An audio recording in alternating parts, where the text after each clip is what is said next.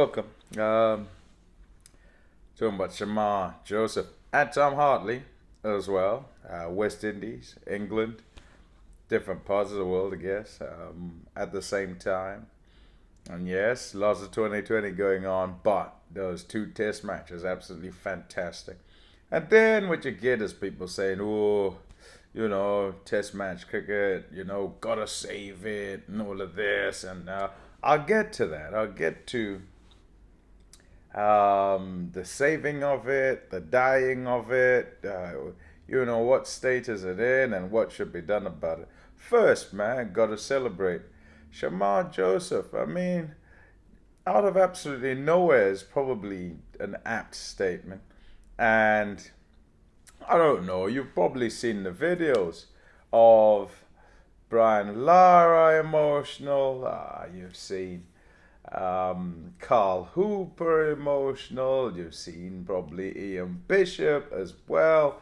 And there'll be many more in the Caribbean who would have been so happy because that feeling for them of beating Australia not been since those three gentlemen were together in a team over there.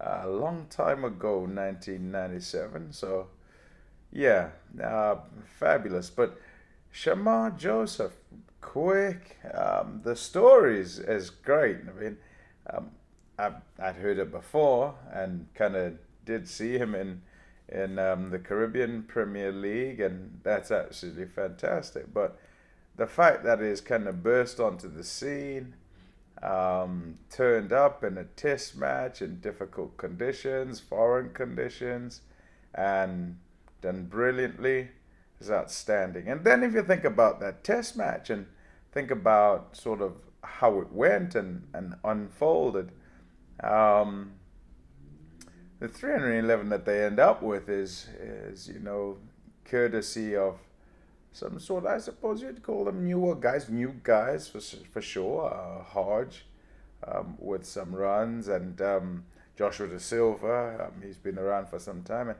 Sinclair with the half century. And this is from a position of sort of 60 for 5 or whatever. It looked very much like it was going the same way. And they'd be rolled over. And then Australia decided in there, and I know it was a day and night test match, and so conditions and time of day when you declare sometimes is important, but they declare behind, and it looks very much like it's going to go one way. And having declared behind and been asked to chase a score, you think, well, it's going to be easy enough. Man on one leg, turns out, rolls them over. It's absolutely fantastic. What I found particularly interesting, I liked the comments of Cummins at the end, who said a part of him enjoyed watching Shamar Joseph take his 7 for 68, run through that side. Actually, you'd say run through it and is not quite apt because it was a constant sort of chipping away and an exercise in perseverance and stamina and strength of mind, and yeah, just fabulous, absolutely fabulous to watch. Needless to say, the watching of it isn't a case of sit at your television and just keep watching over and over again. My personal kind of story is I've seen it all now because I've gone back and had a look.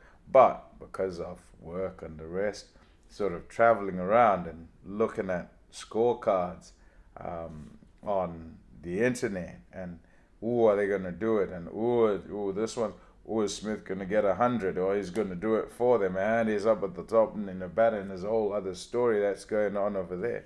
And in the end, no, he's not, but this young man's going to turn up and do it. How fabulous is that? I mean, that's out of this world. Absolutely out of this world. And in another part of the world, in India, where the ball turns a whole lot, England went in with 3 spinners. But hey,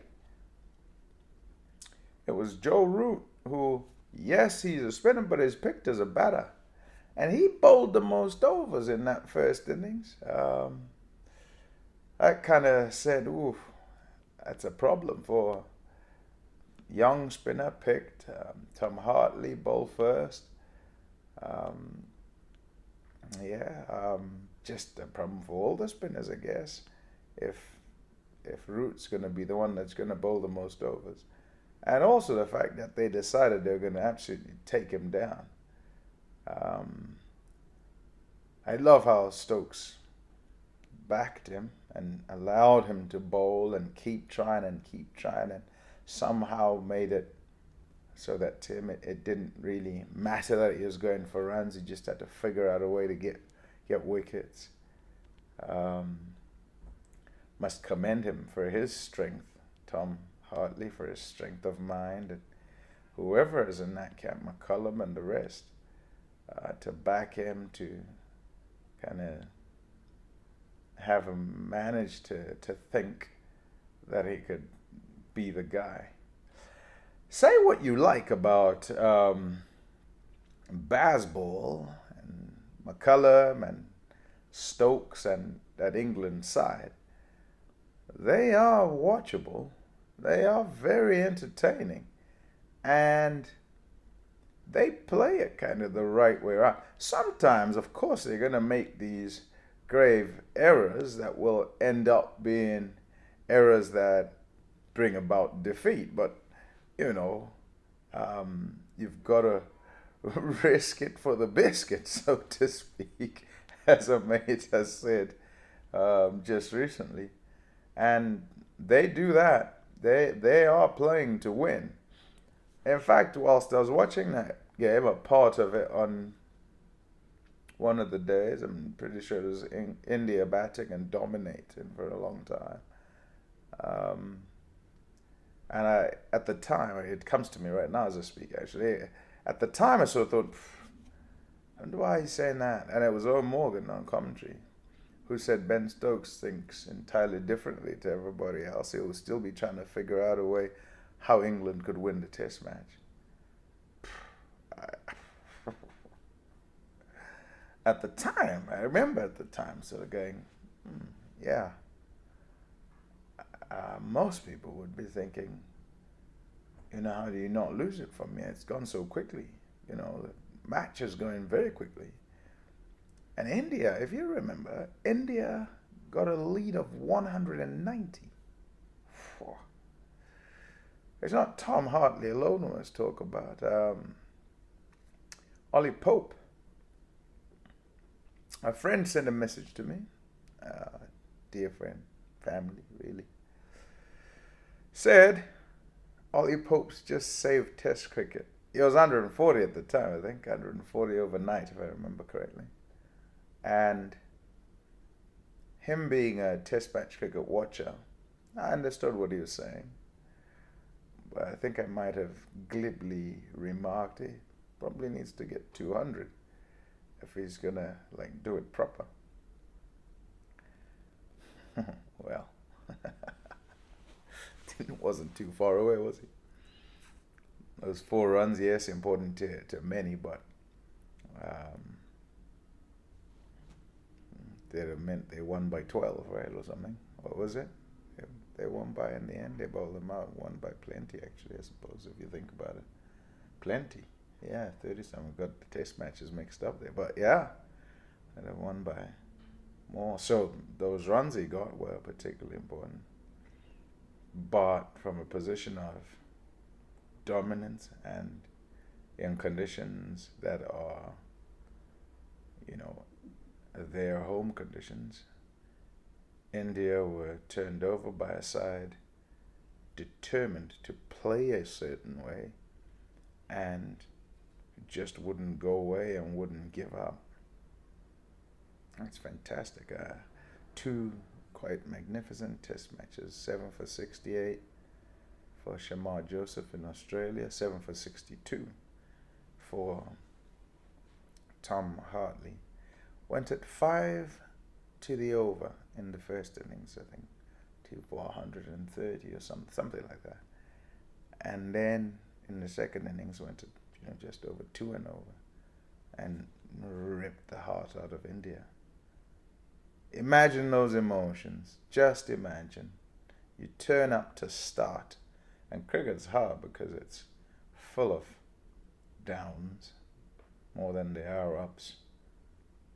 And if it's your first one, the lowest you can go is to be the spinner and get absolutely smashed, or the bowler and be the one absolutely smashed. And he was in the first innings.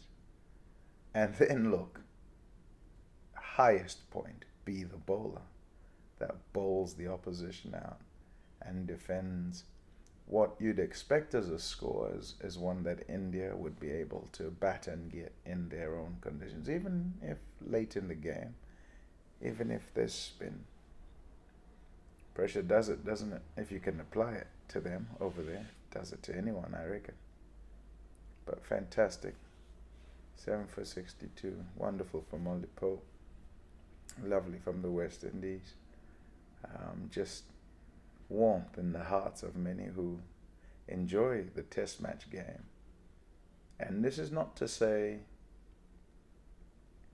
that other forms of the game shouldn't be enjoyed. I don't think that cricket people, spectators, or administrators, or former players, or whatever it is, should think that we, whatever you want to call it, have the right to determine who should enjoy what and which format should be enjoyed the most. I don't think you can do that. I think people enjoy what they enjoy. On the subject of test match cricket and its saving or its dying, what do we mean when we say it's dying? I suppose essentially it's about enough countries or many countries playing the game, and the allowance or the enabling of these contests which can come up, as did in the two wonderful test matches seen, because of the drama, because of the twists and the turns. If those in charge, really in charge, not, and when I say really in charge, money talks. Those with the money are the ones in charge, yes. Those with the positions aren't necessarily the ones in charge, and might not be able, from a policy perspective, to get through the policies that would allow for or would enable more countries to play more test match cricket. It's a difficult place, I think, at present, because everyone's kind of doing what they've got to do. And that is to say, the perspective of those who are in charge probably has them doing what they think they ought to be doing.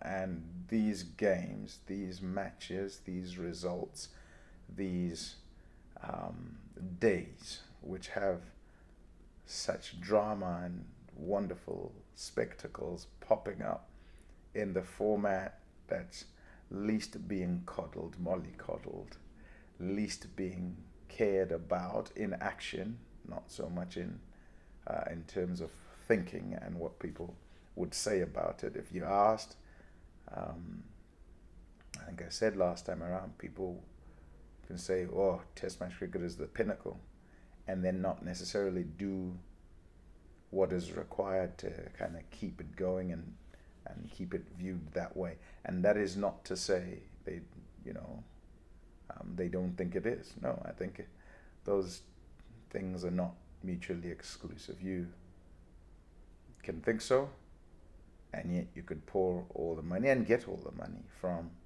the other two formats because they're shorter, because they just generate more revenue. That's just what happens. But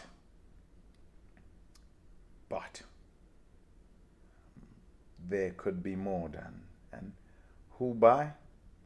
By those with the influence and those with the money. it's always going to be the format that has the most drama. It allows you to think, well, this is what's going to happen, and to believe that for the longest time. And then, bam, out of nowhere, there's a twist, there's a turn, sometimes right on its head. That's the beauty of it. And it happens over a relatively, obviously, long period of time. Sometimes they turn pretty quickly, or they go one way, and when they go one way and they finish really early, nobody really likes that, you know. But when there's a good tussle, good battle, good fight between two teams, and punch this way, punch that way, one down, get up off the canvas, seemingly knocked out and not knocked out, and back again to come back and win. That's brilliant. It allows for kind of the development of all those scenarios and battles within battles. Yeah. Something to ponder, I guess. Wonder who you think can save it. Who you think should save it. Or whether you don't think it's dying. Test matches like this say, to me, never die. If someone, some people, some countries keep playing, it'll keep throwing these types of games up. From back then to now to the future, it'll be that way because the format is designed that way. Anyway, yeah, that's it for now. Must say, congratulations again, West Indies. Congratulations again to England on that first win. There isn't a third test for the West Indies. Touche. Let's see how the rest of the series goes between England and India. Bye for now.